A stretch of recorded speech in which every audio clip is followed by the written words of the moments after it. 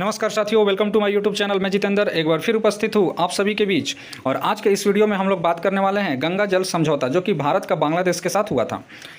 बीते कुछ दिनों में पाकिस्तान के साथ जो सिंधु जल समझौता हुआ था, उसको भारत ने पहलगाम आतंकी हमले के बाद रद्द कर दिया। ऐसे में अब भारत गंगा जल समझौता जो कि बांग्लादेश के साथ हुआ है, उसके बारे में सोच रहा है। तो साथियों, आज के इस वीडियो में बिना देर किए हुए चलते हैं अपने टॉपिक की तरफ। बट सबसे पहले, अगर आप हमारे इस चैनल पर नए हैं तो हमारे इस चैनल को लाइक, शेयर और सब्सक्राइब जरूर करें, ताकि आपको ऐसे ही वीडियो का नोटिफिकेशन प्राप्त होता रहे। पाकिस्तान के साथ सिंधु जल समझौता रद्द करने के बाद अब भारत एक और पड़ोसी को उसकी हैसियत याद दिलाने की तैयारी कर रहा है। यहाँ बात हो रही है दोस्तों बांग्लादेश के साथ गंगा जल बंटवारे की संधि के बारे में। बताया जा रहा है कि पाकिस्तान के साथ सिंधु जल संधि को निलंबित करने के अपने फैसले के बाद भारत अब गंगा जल संधि बांग्लादेश के साथ एक महत्वपूर्ण समझौता जो हुआ है, उसको फिर से मूल्यांकन करने के लिए विभिन्न विकल्पों पर विचार कर रहा है। साथियों, गंगा जल संधि एक समझौता जिसे बांग्लादेश के साथ किया गया था, वो 2026 में अब समाप्त होने जा रहा है, जो इसके कार्यान्वयन के 30 साल पूरे होने का प्रतीक है। दोस्तों, ईडी में प्रकाशित खबर के मुताबिक समझौते को फिर से लागू करने के लिए दोनों देशों की आपसी सहमति की ज़रूरत होती है। ऐसे में नई दिल्ली इस ताक में है कि संधि का एक नया रूप दिया जाए, जिससे बिना किसी परेशानी के भारत के विकास का मार्ग प्रशस्त हो सके। दोस्तों, सबसे पहले हम लोग गंगा जल संधि के एक छोटा सा डिस्क्राइब करते हैं। दोस्तों, भारत और बांग्लादेश के बीच यह गंगा जल संधि समझौता हुआ था 1996 ईस्वी में। इस संधि का मकसद साथियों दोनों देशों के बीच उस तनाव को होने से रोकना था जो पानी से जुड़ा हुआ था। उस समय के तत्कालीन भारतीय प्रधानमंत्री पीएम एचडी देवगौड़ा जी थे और बांग्लादेश की मुख्यमंत्री आपकी शेख हसीना थी। तो इन दोनों के बीच, एचडी देवगौड़ा और शेख हसीना के बीच गंगा जल संधि पर हस्ताक्षर किया गया था 30 साल के लिए, यानी कि 1996 से लेकर के यह 30 साल साथियों 2026 में पूरा होने वाला है। ऐसे में भारत अब इसको अपने हिसाब से, अपने फ़ायदा को देखते हुए इस गंगा जल संधि को आगे बढ़ाना चाहता है।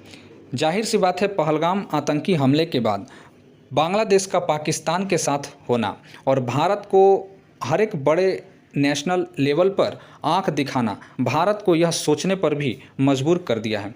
ऐसे में दिल्ली में बैठी सरकार अब यह सोच रही है कि बांग्लादेश के साथ यह जो समझौता है, इसको अपने बेनिफिट के हिसाब से साइन करवाया जाए। दोस्तों, पश्चिम बंगाल के मुर्शिदाबाद जिले में फरक्का बैराज स्थित है। इस बांध में जनवरी से मई तक पानी का बहाव बहुत ही कम रहता है। इस समझौते के तहत ही इस बांध में पानी का बहाव भी सुनिश्चित करने का भारत सरकार यह विकल्प एक तलाश रही है। दोस्तों, यह जो संधि हुआ है, इस संधि के तहत अगर पानी की उपलब्धता फरक्का बैराज में 75,000 क्यूसेक बढ़ती है तो भारत के पास 40,000 क्यूसेक पानी लेने का अधिकार है।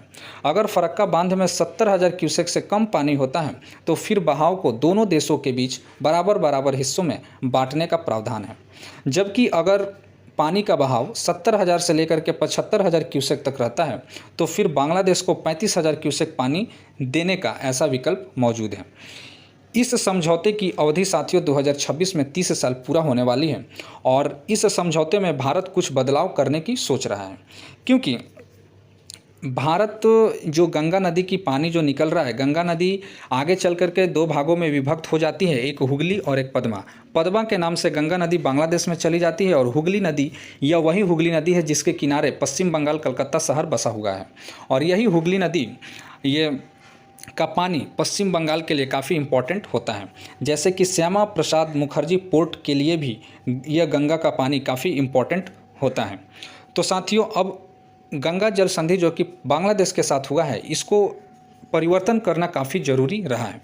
दोस्तों, द न्यू इंडियन एक्सप्रेस की एक रिपोर्ट के मुताबिक विदेश मंत्रालय के एक वरिष्ठ अधिकारी ने भी बताया था कि वही जो पहले की सरकार थी, वह गंगा जल संधि को पहले की तरह 30 साल के लिए बढ़ाना चाहती थी, लेकिन पहलगाम की घटना के बाद स्थिति अब बदल गई है। यानी सेंट्रल हमारे देश की सरकार फिर से इसे 30 साल के लिए ही बढ़ाना चाहती थी, लेकिन पहलगाम आतंकी हमले के बाद बांग्लादेश में हिंदू अल्पसंख्यकों के साथ उसका व्यवहार और भारत को नेशनल लेवल पर हमेशा आंख दिखाने की उसकी कहानी इत्यादि ने भारत को फिर से सोचने पर इसके बारे में मजबूर कर दिया है। मई में बांग्लादेश के अधिकारियों के साथ एक बैठक भी हुई थी, जिसमें अधिकारियों ने कहा कि यह एक सामान्य बैठक थी जो साल में 2 बार होती रहती है। हालांकि इस बैठक में भारत ने अपने लिए पानी की ज़रूरत के बारे में उसे कहीं ना कहीं एक हिंट्स दे दिया था। मतलब कि बांग्लादेश की मोहम्मद यूनुस की सरकार की हालिया हरकतों ने भारत को इस देश पर भी रहम दिखाने की जगह जीरो पॉलिटिक्स की वास्तविकताओं को प्राथमिकता देने की मजबूर कर दिया है। रिपोर्ट के अनुसार अगर संधि बढ़ी तो पहले जितनी लंबी अवधि के लिए यह नहीं होगी। इसके पीछे कुछ कारण है साथियों। पहला एक कारण है श्यामा प्रसाद मुखर्जी पोर्ट के लिए पानी का कम होना। एक दस्तावेज के अनुसार कोलकाता पोर्ट ट्रस्ट, जिसका अब नाम श्यामा प्रसाद मुखर्जी पोर्ट हो चुका है, इसको 40,000 क्यूसेक पानी लगातार उपलब्ध कराने के लिए फरक्का बैराज पश्चिम बंगाल के मुर्शिदाबाद जिले में बनाया गया था। अधिकारियों ने कहा कि 1996 की गंगा जल संधि से यह व्यवस्था पूरी तरह से बिगड़ गई है। एक्चुअली पानी का कम बहाव होने के कारण ये गंगा नदी के किनारे जलोढ़ मिट्टी इत्यादि का जमाव हो चुका है, जिससे जहाज़ों को आने जाने में काफ़ी परेशानी हो रही है। साथियों, भारत में बहुत ही कम ऐसे पोर्ट हैं जहाँ पर कई टन भारी भारी जहाज़ों का आने में आसानी हो। ऐसा पोर्ट हमारे भारत में काफ़ी कम है। आपने एक न्यूज़ सुना होगा कि अडानी को एक पोर्ट दिया गया है विकसित करने के लिए, ताकि वहां पर बड़े बड़े मालवाहक जहाज आसानी के साथ किनारे आ जा सकें।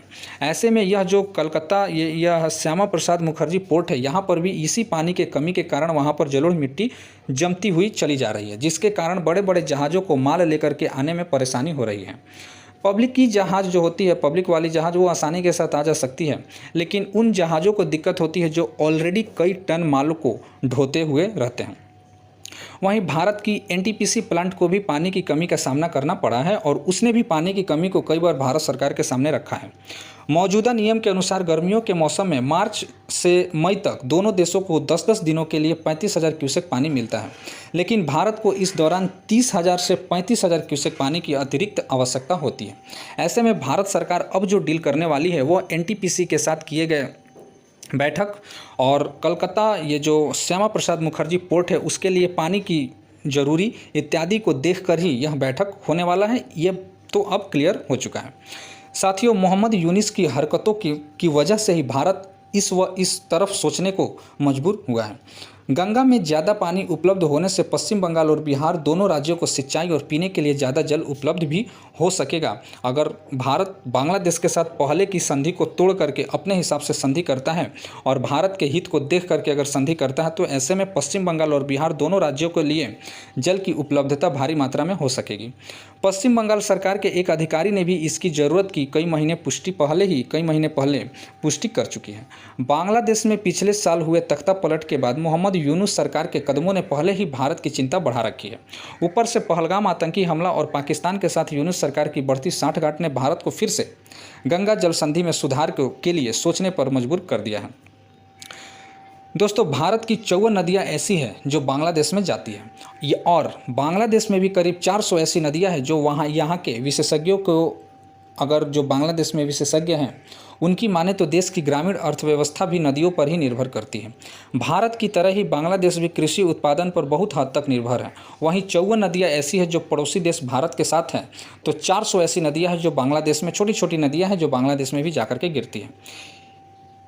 इससे सिर्फ एक नदी ही ऐसी है जिसकी धारा ऊपर की तरफ बढ़ती है, जबकि 53 नदियाँ ऐसी है जो दक्षिण दिशा में भारत से बहती हुई आती है। Bangladesh national river conservation commission की माने तो ऐसे में भारत के पास पानी के बहाव को रोकने के सभी संसाधन मौजूद हैं, क्योंकि जब पाकिस्तान के साथ सिंधु जल समझौता रोका गया था तो यह हवा फैला था कि आखिर भारत सिंधु जल संधि रोकने के बाद सिंधु नदी का पानी कहाँ पर स्टॉक करेगा।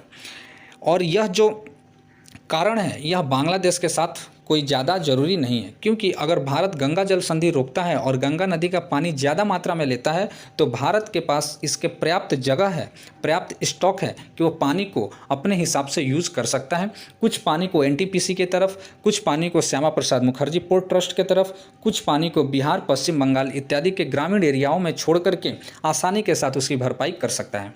ऐसे में गंगा जल संधि अपने हिसाब से भारत को बांग्लादेश के साथ साइन करवाना चाहिए, क्योंकि बांग्लादेश समय समय पर भारत को आंख दिखाता रहा है, क्योंकि वो है तो एक छोटा सा कंट्री, लेकिन वह भारत को हमेशा से आंख तरेरता रहा है, क्योंकि भारत हमेशा से अपने पड़ोसी देशों के साथ एक मधुर रिश्ता स्थापित करके चलना चाहता है, लेकिन भारत के कुछ पड़ोसी देश ऐसे हैं जो कभी भी भारत के साथ मधुर रिश्तों को अपने तरफ से आगे बढ़ाने के लिए आगे नहीं आए हैं। हालांकि भारत हमेशा से मदद करता रहा है। तो ऐसे में देखने वाली बात है कि भारत जब गंगा जल समझौते को लेकर के एक मंच पर बांग्लादेश के कुछ अधिकारियों के साथ बैठता है तो क्या समझौता होता है और किस समझौते पर साइन होता है, इन सभी खबरों पर जीत क्लासेस 2.0 की खबर रहेगी। और जैसे ही कोई खबर निकल करके सामने आएगी मैं आप लोगों को इससे अवगत जरूर कराऊंगा। जल्द ही मिलते हैं किसी नेक्स्ट वीडियो में, तब तक के लिए धन्यवाद।